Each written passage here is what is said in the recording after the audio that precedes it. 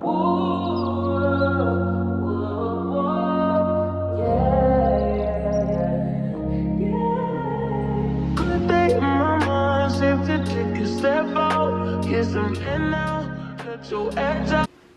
y'all, it's your girl Rainique and I'm back with another video for you guys today. So today we're going to be, honestly this vlog or video, whatever you want to call it, is honestly not gonna be that long because I'm not really doing nothing. It's supposed to snow today and tomorrow for a little while, so nothing to do, not going nowhere. I'll probably catch the snow for y'all when it starts snowing, but I still wanted to put out some content because I told y'all I was going to be consistent.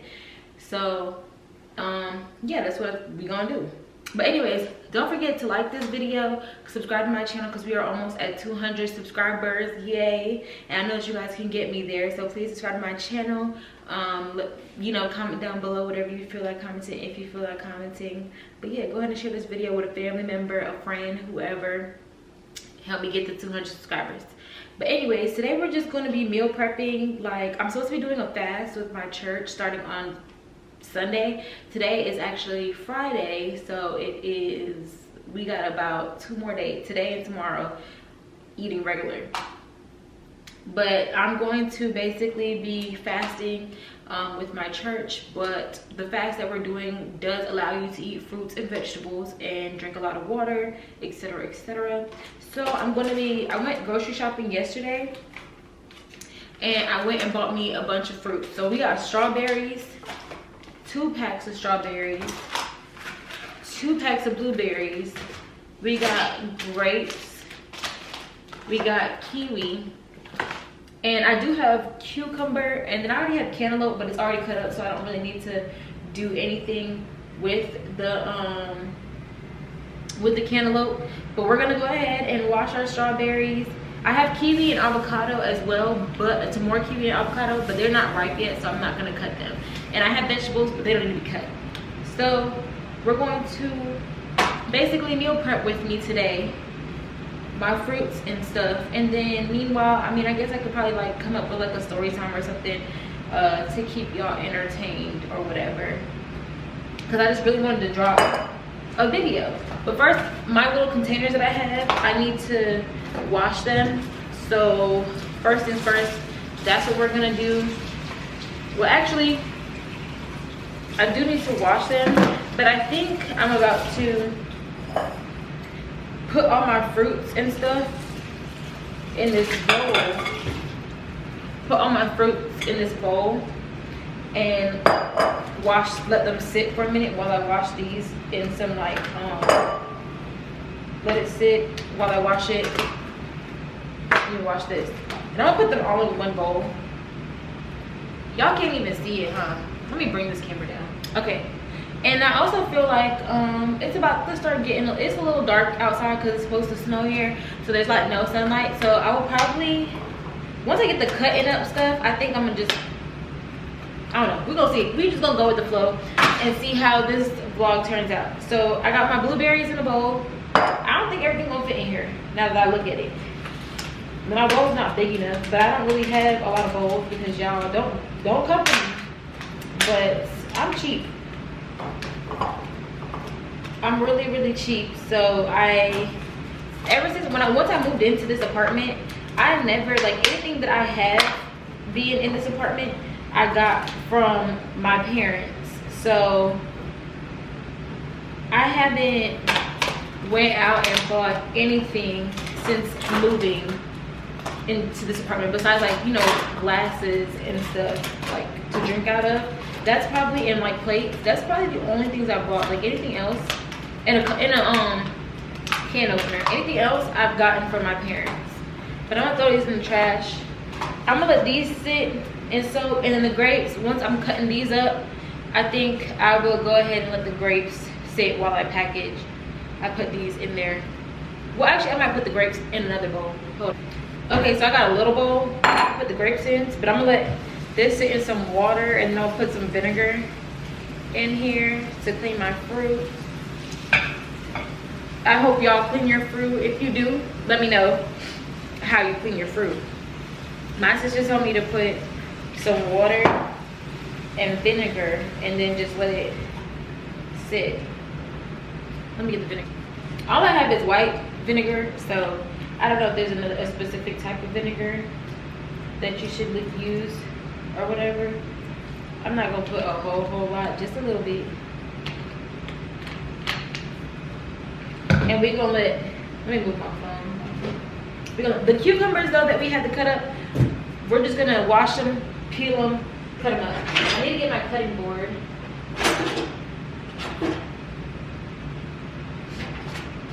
I'm about to say, where's my knife? I need to get, where's my,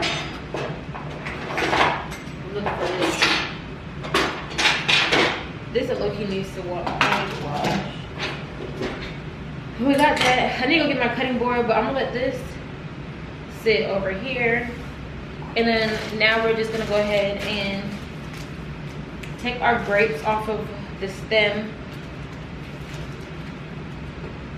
Don't judge me, my countertop is clean. So yeah. And it don't matter because these grapes gonna get washed anyways. But yeah, so I wanted to tell y'all a little story time. I don't really know what about. I'll probably tell y'all a little story time about these grapes. It's cold as hell. I'm sorry, my brain just all over the place because these grapes are like actually freezing cold and my hands are like freezing right now. But I'll tell y'all a little story time about my first car accident. I feel like everybody's first car accident, well, I did this, I guess. I feel like everybody's first car accident is like hella traumatic, or at least I would assume it is. Mine was, hella traumatic, okay, to say the least. So basically, how this occurred was like, mind you, I've always been like a decent driver, not like saying, oh, I'm like the best driver, but I've always been like a decent driver. I'm sorry y'all, I don't know if y'all are like me. When certain things, like some grapes look a little I don't be wanting to eat them, so I'm not gonna put all of them in the bowl because I know I'm not gonna eat it. And also don't mind how busted and rusted I look. I literally came from the gym not too long ago, so we gonna chill on me. But anyway, so yeah, one day I went to hang out with a few of my sorority sisters, and so they lived further, like about an hour away. The sister's house that we were going to, she lived about an hour away from me, and I ended up of course we all went out there, we drove out there, we drank of course that day. It was like a little mini, like not cookout, but like cookout get together type thing that we had planned to do. So we, of course, we, you know, had a few drinks, and honestly y'all, at the point in time, I think like that was when I had first really like got out of college, so I was really dealing with like a lot because I was trying to get into like a PT program, like a physical therapy program. Didn't get accepted into any of the schools that I wanted to go to, so I really felt like, you know, I was a failure and I was just really struggling in life. And so basically ended up going, you know, around that time I was already in like a bad mental health space, honestly, but I didn't realize how bad it was up until that night. So we're out there, we're having a good time, you know, of course I'm drinking, vibing with my sisters, and you know, just enjoying their company, and everybody's having a good time. I don't really know where stuff went left, but so one of our sisters had like some guy friends pull up to the function or whatever, and they had brought a bottle of I hope my parents don't watch this because I don't think they don't know this, to be completely honest. But they had brought a bottle of basically a bottle to drink, and of course, you know, I was already kind of intoxicated, but we had, by that time that they came, we had actually stopped drinking. So I hadn't drank for a while by then, but I was already like intoxicated. So I ended up you know, I don't really remember what happened, but they came, we all took like one shot of the bottle that they brought, of whatever the alcohol was that they brought. And then after I took that shot is when everything just started to go haywire. So I think I started having like a panic attack for some reason, and around that time it wasn't like rare for me to have panic attacks because I've had them before, like, but while I was in college, and I had a friend at the time who I was really close with, who was kind of like, you know, a mental health advocate. So like she really, like, you know, was who I would go to in times like that, whenever that happened, because I knew that she would know how to like calm me down and like make me feel better or whatever. So I started having a panic attack for some reason, but I think it was like, I don't know, something happened. I can't remember everything because, like, you know, your brain kind of like blocks out like traumatic stuff that happens to you. So that's really what happened to me, was like it blocked out the traumatic stuff. So I don't remember fully what happened, but then it led to, whatever happened led to a panic attack. And I had a panic attack, and I was asking, you know, of course, in that moment, because I was just so stressed, I couldn't think straight. Like, you know, I was just hyperventilating and trying to breathe. I was crying, and I was kind of lit too. On top of all of that, I was asking my sorority sisters to get my phone because I didn't know where my phone was at the time. And I was like, can you please call, like, you know, that one friend that I knew would be able to make me feel better. Don't come for me. I know I'm wasting a lot of grapes, but let's not. So I was like, anyways, these are my grapes in the bowl. I'm gonna put some water and some vinegar on that, and then I'm gonna get the cutting board and start cutting up the cucumbers. But yeah, so moving on with the story. So I asked them to grab my phone and call the friend that I knew would be able to help calm me down in this moment. Did they do that? No. I think this is a good, you know, this is a good example for all of you out there who may have friends that you may not know might be dealing with stuff or whatever, and then in that time or moment or place, that friend literally begins to break down and explain stuff to, I mean, like, or tell you what they need in that moment, and they're having a panic attack, anxiety, whatever it may be. If they're telling you what they need, listen to them, because you don't know better. They do know what they need in that moment. You may feel like they don't, but if they're asking you to do something or saying they need something or whatever, maybe you should listen to them, because sometimes people know what they need in certain cases like that, and you as a friend who've never been around them to experience that or know what they're going through, you don't know what they need, so listen to them. Anyways, so sometimes during that moment they're trying to advocate for themselves in the best way that they can. And so I was telling them what I needed, who I need them to call, so that I can speak to that person and it can like just help me calm down and bring me back to a place of like, you know, being cool, being good. So they didn't listen to me, of course, because I'm pretty sure it's because also the fact that, like, you know, they probably thought, oh, she's just drunk, or whatever the case may be. Mind you, yes, I was intoxicated, but I was never like to the point of like being like OD drunk to where, you know, I couldn't function. Like, but the traumaticness of everything kind of blocked everything out that happened, most of what happened tonight. I just remember some.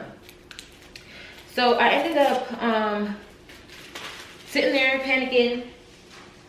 Hold on, let me get the cutter. Okay, I'm back. So I ended up panicking and stuff, and they did end up getting my phone, but they ended up getting my phone and calling the friend who I did not ask them to call. They called the friend that they knew, and whatever, they called him and tried to have him talk to me, but he couldn't do anything, and he couldn't come get me either, because, you know, he had just, you know, unfortunately at the time, he had just taken some melatonin or whatever, and he was not available to come pick me up. So yeah, so then eventually, honestly this video might be too long, oh my gosh, telling the story time, but yeah, so eventually he calls our other friend that's also nearby, and we all share our locations with each other and stuff like that. So he calls her, while we're all on the phone, she hears me on the phone crying, asks me if I want her to come pick me up, and I told her yes, honestly, in that moment, because while I do love my sorority sisters, I think they just felt like they knew it was best in that moment, and they really didn't. And so yes, I wanted to be away from them, away from that situation, and I felt like that was what was best for me. So she came, my friend ended up hanging up the phone. She came like a couple minutes later, she showed up. She came and like basically walked down the driveway, didn't knock on nobody's door. Yes, she probably should have went about it differently, but realistically in that moment when you hear your friend like literally panicking and crying and you're like, oh hell no, you don't know what's going on, you're gonna like, you know, react and do what you think is best. So she came down there, came and got me. My sorority sisters of course were mad because, you know, what the one whose house it was felt some type of way about my friend barging in and etc., not even saying hello, knocking on doors or whatever, and then showing up without even being, you know, invited, even though I asked her. And she just kind of made the statement of, well, my friend said that she wanted me to come pick her up, so I'm here to pick her up. So for whatever reason, my sorority sisters, I felt like, got mad at me in that moment and were upset that I had her come pick me up. And basically they didn't give me my bag, they wouldn't give me my keys, so I ended up just leaving with her, my friend, and you know, going back to my friend's place. I calmed down a little bit more and I was able to get back into a better headspace. So after I left with her, I was able to get back into a better headspace basically, and you know, take some time. I called my dad, I explained the situation that was going on, and he was just basically in the mindset of like, you know, why are you out the house? Because I was living up with my parents at the time, and my dad's mindset was just more like, why are you out the house right now and it's 1 o'clock in the morning? Because by that time it was like 1 in the morning. So, but of course, you know, they wanted me to get home safely and etc., etc. And so finally, after hours during that time of talking to my parents and stuff, I was actually trying to reach out to my sorority sisters to have them like I wanted to get my stuff because I was trying to go home. Like by the time I had already sobered up, I had cried so much, I was just fatigued, exhausted, ready to go home. So I ended up going ahead. My sorority sisters finally texted me and were like, we put your, in that moment in time, I did feel like what they did was kind of messed up, not gonna lie. But they said, we put your stuff in the mailbox, you can come and pick it up. And so I went back, my friend brought me back over to the house and I picked up my stuff out the mailbox and I was driving on my way home. So it was already a really traumatic night. I probably shouldn't have, now that I think about it in hindsight, probably should not have driven home. Probably should have just stayed at my friend, like drove back to my friend's place and stayed there. But in my head, I was like, you know, I gotta work the next day, so I need to like get home. So I think I'm just gonna cut 1 cucumber, to be honest, because this is a lot. But yeah, so I'm on the way home, mid-driving. I actually called one of my friends who wasn't involved in this whole situation. I actually called him to talk to him to keep me awake on the phone because I was tired and I had an hour drive back home to my parents' house. And so we're on the phone talking. I don't really know where stuff went left and where I fell asleep, but y'all, I literally fell asleep on the phone and while driving, and I wake up to hearing my car hit like the little guardrail, and I wake up to my car spinning. Okay, I wake up to my car spinning, and thank goodness there was, like, mind you, this was really late, so there was really not really anybody on the highway around that time. Thank goodness, because I didn't want to have to, I'm glad I didn't hurt anybody and nobody else was involved in the accident. It was just me, and I'm still here today, by the grace of God. But yeah, so thank goodness there was a good Samaritan on the road that night who, you know, quickly came as soon as my car stopped, as soon as I was able to get the car to stop and turn the car off. He came and he was like, are you okay? You know, I already called the police and etc., and they'll be here soon. Because I didn't even know where I was, honestly, even if I was to call. But good thing my friend was also still on the phone with me, and I had fell asleep. He also fell asleep too because it just got quiet. And so he heard the whole accident go on, and he was like, oh my gosh. He woke up out his sleep and he was like, oh my gosh, Ray, are you okay? Like, all he heard was a big old boom. And I was in the car literally just like hysterically crying. And he was like, I also shared my location with him as well, and he was like, you know, I'm on my way. Like, mind you, he was probably about an hour. I was really fully out of like where I was, so it was about still an hour away for him to get to me. And I was very grateful. I'm very grateful for him, honestly, because in that moment I really don't know what I would have done. But like, I called my parents after I got off the phone with him, My parents, of course, didn't really help the situation. Love them, but they didn't help the situation. So then, you know, I'm sitting there talking to the police officers and etc. They tell me to get in the back seat, whatever. Fast forward from that part, my friend literally got there, I kid y'all not, it's an hour away from where I was. He got there in about like 20 to 30 minutes because that man was zooming on the highway and picked me up. And I was just very grateful for him because he literally sat in the back of the car with me and calmed me down, helped me get back right, and etc. All of it was, needless to say, a very traumatic all of it was like a very traumatic experience, to be completely honest. Definitely not something I would wish on my worst enemy. Yeah, and so from that night there was a lot of things that I blacked out and could not remember that may have also happened. But yeah, basically, needless to say, that was my first car accident. And like I said to y'all, like, you know, if you have a friend, a lot of people don't know what people go through. A lot of people don't know what people go through, so just make sure you're checking on your friends. You know, the strong friend is always, or the friend that's always there for others, sometimes is also the one dealing with the most things mentally. So just make sure you're checking on your friends. Like, you know, they may always check on you, but check on them too, because sometimes they're dealing with their own demons and their own struggles, and you just never know what could possibly be going on. But anyways, that's neither here nor there, because by the grace of God, I'm here today. Nobody else was hurt in that accident, so we're good. I've never had another accident since then, thank you goodness, thank God. But yeah, I've just learned a lot from that situation.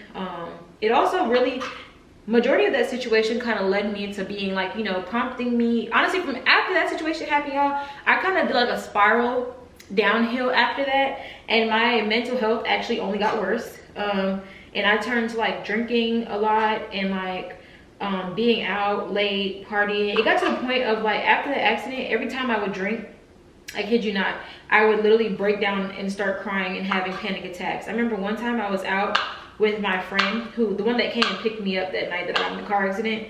I was out with him and some of his friends, and after we had drank, kid y'all not, that same night, I don't know what caused me to get into this like spot, but like I started crying again, and I had to call my dad. I literally knew I was just not in a good place, so I had to call my dad and my parents to come pick me up. It was really embarrassing. I know they were disappointed in me or whatever, but at the same time I was just like, you know, I need to do what's best and like most safe for me. Like, I know that I need to go home, but I can't drive myself, because you know, last time I did that, I crashed. So I was just like, you know, I called my parents, they came, picked me up, picked up my car, and I was able. Okay y'all, so I'm back. So my camera cut off, probably from vlogging very long, but these are the grapes and the kiwi. I'm eating the strawberries that I already had cut up because I need to make space for these. This video is longer than I wanted it to be, but either way, yeah, so y'all get the message. Like, so I called my parents because I needed them in that moment to pick me up, because I knew me driving myself was not going to be, the outcome of that would just not have been good, okay?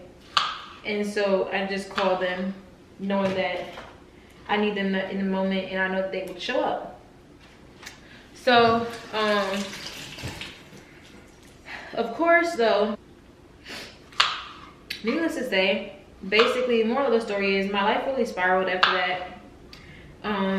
Drinking became something I did to cope with being in such a bad place mentally, but did it help? No, it honestly just made things worse.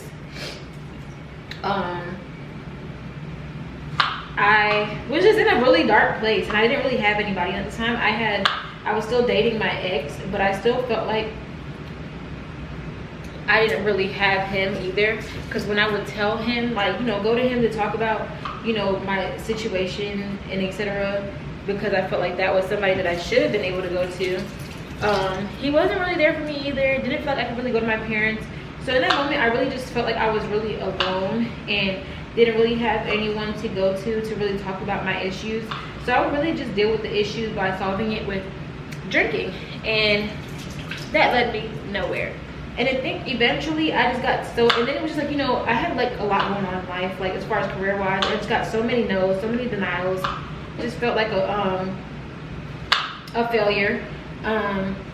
So the best thing to do was just party on down, party hard, drink, you know, do whatever made me happy. But moral of the story is, honestly, all that stuff kept happening. I kept getting everything just led up to a lot. So I finally turned to God.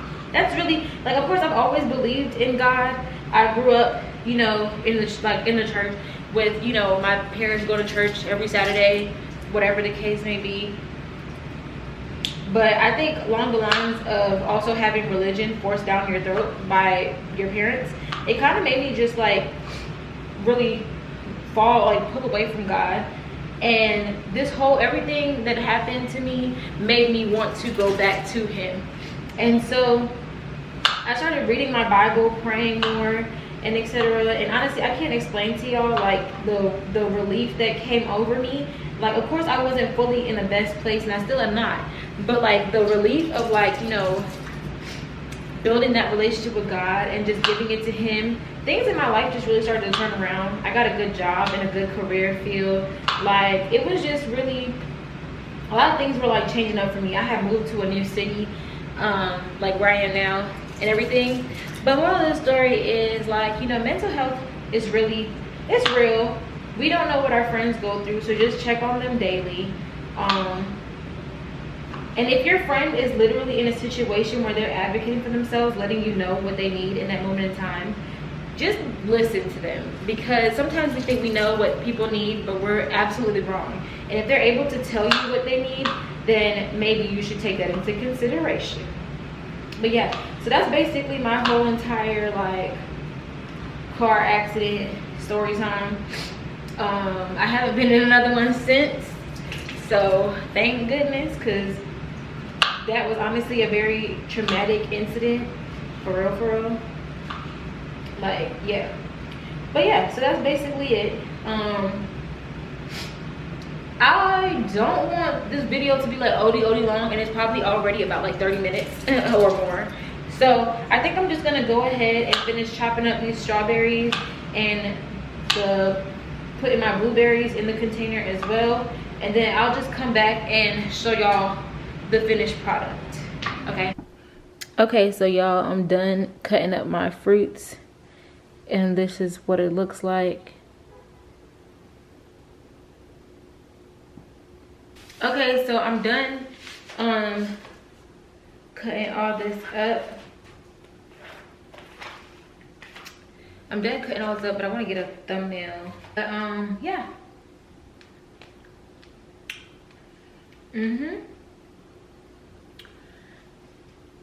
Anyways, yeah, so that's the end of my little vlog, and whatever. I gotta taste everything. But yeah, so that's the end of my vlog. I don't know how I'm gonna eat cucumbers without sauce for this fast, but I'm gonna have to put some salt on it or something. Cause, but yeah, so I hope y'all enjoyed this. So I hope y'all enjoyed this little vlog with me, this story time. Get your fruits and vegetables in. Also, you know, just anybody out there that's struggling with their mental health, I pray that God, you really see, like, you know, if you don't want to seek him, that's fine, but I do pray that he provides you with, like, you know, just the mental relief. Like, you know, I know it gets to be a lot sometimes, but if you're still out there, you're still continuing to fight every day, eventually, you know, it will get better. I may not be perfect now, but it has gotten so much better for me, so I promise it'll get better for you too. But anyways, I hope you guys enjoyed this vlog. I'll see y'all on the next one. I don't know what that's gonna be about, but I'll catch y'all whenever I vlog another video. I'm out. Bye. So iceberg, you'll be heavy in my mind. Can you get the heck out? I need rest now. Got me bummed out. You